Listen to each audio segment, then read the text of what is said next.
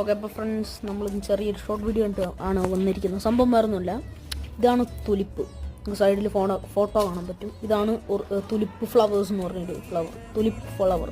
Okay, പക്ഷെ ഇതുണ്ടായി കഴിയുമ്പം ഇതേപോലെ വാടി വെക്കും, ഉണ്ടല്ലോ, ഇതേപോലെ വാടി ഒരുമാതിരി ഇതായിരിക്കും.